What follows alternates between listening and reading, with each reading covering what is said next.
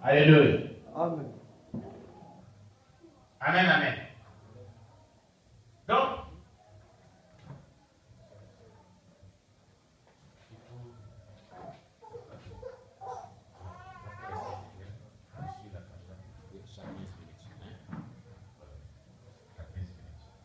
alléluia. Amen. Voilà. Donc, je disais que la première résurrection, ceux qui n'ont pas la première résurrection ont été des personnes qui ont été martyrisées. Ils ont vécu en martyr. Amen. Et il y a un grand privilège qui les attend au ciel. Ils ressusciteront premièrement. Ils viendront régner pendant 1000 ans, je crois, comme on a dit, avec Jésus sur terre. Ils retourneront, et la Bible dit au verset 6, heureux et saints ceux qui ont, au verset 6 de Apocalypse chapitre 20, voilà, Apocalypse chapitre 20, verset 6, heureux et saints ceux qui ont part à la première résurrection. La seconde mort n'a point de pouvoir sur eux. Qu'est-ce qu'on appelle la seconde mort? On appelle la seconde mort dans la Bible l'enfer. L'enfer n'a pas de pouvoir sur eux, déclare la Bible. Mais ils seront sacrificateurs de Dieu, donc serviteurs de Dieu et de Christ. Et ils régneront avec lui pendant 1000 ans.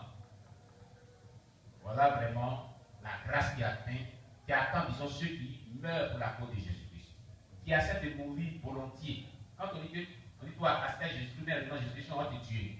Il dit, moi, si vous voulez tuer moi, je suis pour Jésus pour toujours. Si c'est à cause du nom de Jésus, vous voulez me tuer, j'accepte cela. Mais permettez-moi de demander pardon à Dieu pour tous mes péchés, et si vous voulez faire ma vie, ce que vous voulez. Mais je ne peux pas renoncer à Jésus-Christ, je ne peux pas renier ma foi chrétienne. Même si la mort se présentait. De telles personnes meurent à martyr, et voilà le privilège qui les attend. Mais nous, une petite persécution seulement, on renonce à Jésus. C'est parce que tu es ignorant de toute cette vérité. Voilà pourquoi tu abandonnes ta foi chrétienne souvent. C'est pour ça l'important. Regardez les gens qui meurent à martyr. Et toi, on dit seulement qu'il faut te débrouiller, pour porter les vêtements, descendre, pour faire ceci. C'est ce que la Bible dit, tu te plains. Et les gens qui meurent à cause de Jésus déjà. Qu'est-ce qu'on peut dire cela? Il y a des gens qui sont morts à cause de l'évangile. Mais c'est le fait qu'on dit de te débrouiller, de porter les vêtements descendants, de ne pas prendre de ne pas mettre les carrures et tout ce qui est vraiment ornement sur toi là. Tu te plains. Les gens les avaient dit quoi? Ici, en Côte d'Ivoire, ce qui s'est passé. Et on a un témoignage. Amen. À l'église Amen, une église sœur qui est ici, dont le pasteur Joseph, a relaté l'histoire, ce qui s'est passé dans l'église. L'un des pasteurs qui était à Manche, je crois bien que vous ne connaissez plus, dans l'ouest de la Côte d'Ivoire, qui était vraiment en fonction là-bas, lorsque les rebelles, les assaillants sont venus, et que ça tuait, on cherchait les pasteurs.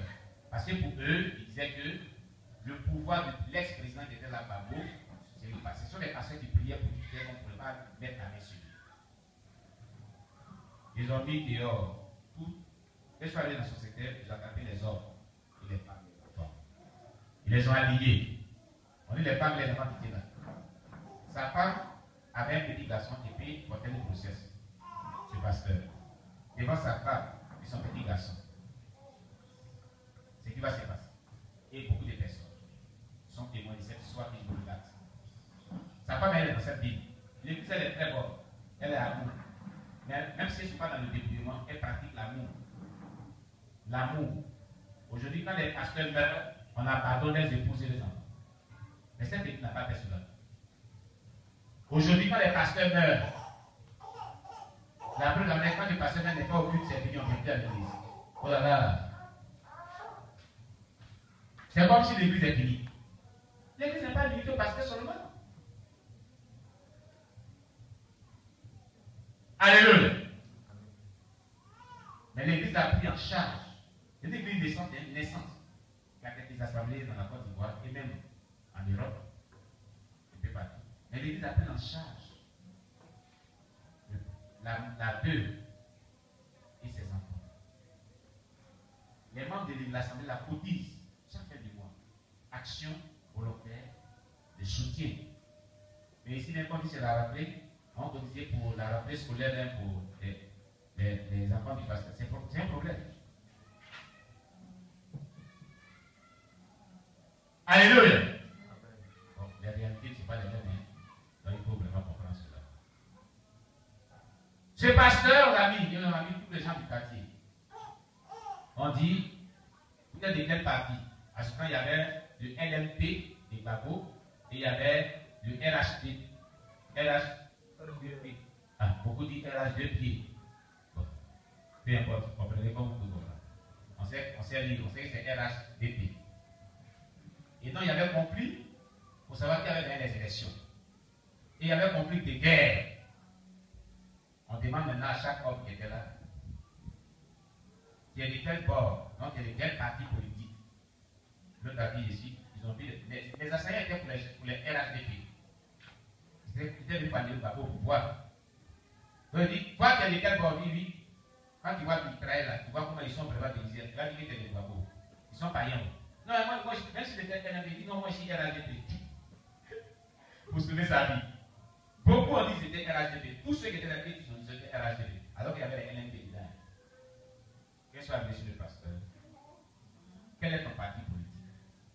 Il dit, moi je n'ai pas de parti politique. Mon parti politique, c'est Jésus.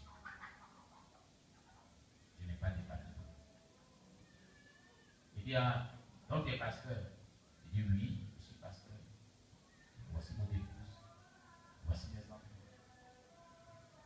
C'est vous-même qu'on cherche. C'est à cause de vous que ce qu'on n'arrive pas à faire la main sur lui. C'est vous qui êtes fétiche. Et ils voient tout en fétiche. C'est des animistes. Ils l'ont pris. Ils l'ont mis debout. Ils disent que tu peux encore avoir la vie. Donc tu peux renoncer à ton Jésus. Il dit que c'est son parti politique. Et puis tu peux choisir RHDP. Pour qu'Alassane soit au pouvoir. On est venu pour Alassane. Il dit, moi, je suis ni derrière Bako, je suis ni derrière Alassane. J'ai dit, mon parti, là, c'est Jésus. Il y a pasteur qui est pasteur. Moi, je ne suis pas politicien. Je ne vote même pas par elle-même. La loi dit qu'on peut s'abstenir de voter, non? Où est le problème? Dans les votes, il y a le taux d'abstention. Donc, si je ne vote pas, où est le problème? Moi, j'ai Jésus. Le problème, ce n'est pas le fait de voter. C'est que les énerves, c'est Jésus qui sort de sa bouche. Et chez les animistes, ils adorent les démons. Moi, les rituels, c'est les animistes. Il est d'accord. Quand tu ne comprends pas notre langage, il n'y a pas de souci. Ils ont abattu froidement devant sa femme, devant ses enfants. Il est mort martyr en 2011. Il est mort à martyr, ce pasteur. Il l'a abattu froidement devant sa femme et ses enfants. C'est un choc. Je ne sais pas si cette dame-là avait la surmonté juste après mon frère. C'est choc. Alléluia! Il est mort en martyr à cause du nom de Jésus. C'est ces gens de personnes qui disent ça. C'est pas forcément à cause de la politique qu'on te trouve. On dit renonce à ton Jésus. Parce que nous, on est beaucoup arabes, ou bien on est musulmans extrémistes qui acceptent de mourir pour Jésus et sauver. Ou bien on te persécute à cause de Jésus-Christ. Ce n'est pas les musulmans qui te persécutent. Mais cette persécution te dit que tu vas renoncer à Jésus, mais dis toi, tu t'attaches jusqu'à la mort, tu meurs, tu es sauvé. C'est cette personne dont il est question. Alléluia. Donc, il y a 4 résurrections qui sont subdivisées en 4 phases. Alléluia. Je vais m'arrêter là aujourd'hui. Dimanche prochain, on va voir les 4 phases de cette résurrection. Amen. Amen. On verra les 4 phases de la résurrection des morts, selon le chronogramme de l'eschatologie. Les 4 phases de la résurrection des morts. Ne manquez pas les thèmes que nous sommes en train de voir dans ces temps-ci, tous les dimanches. Cela est très utile, ce sont des thèmes très utiles pour ta croissance, ta relation avec Dieu. Il faut les suivre, elles sont sur YouTube, elles sont sur Facebook. Tu peux les suivre. Chaque dimanche, tu vas sur notre page, tu vas voir que forcément on parlera de l'eschatologie. Quand on n'a pas votre thème, les différentes étapes, les différentes phases. On acclame le Seigneur Jésus. Nous allons bien prier pour la parole du Seigneur que nous venons d'attendre. J'en dis à Dieu de nous aider à nous préparer à la résurrection des morts.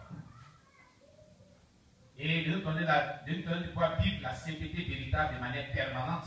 La bénédiction de la sanctification nous libérera Dieu. Donc de nous aider à vivre la sainteté véritable pour voir Dieu.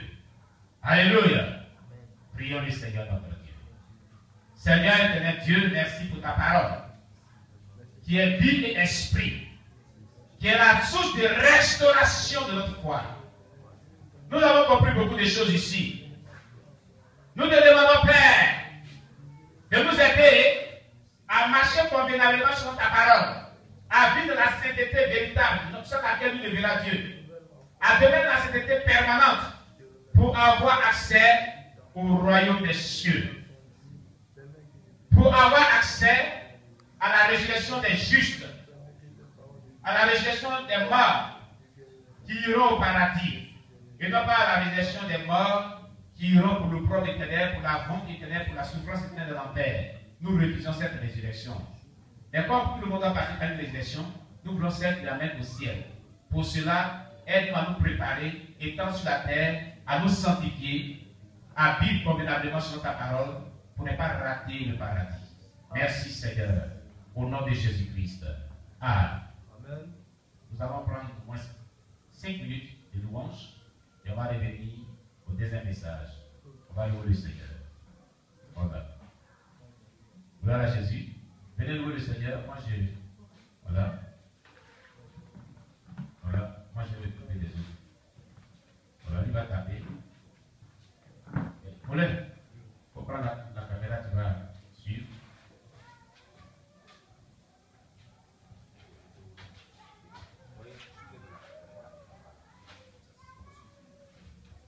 Aïe aïe aïe, Jésus est bon.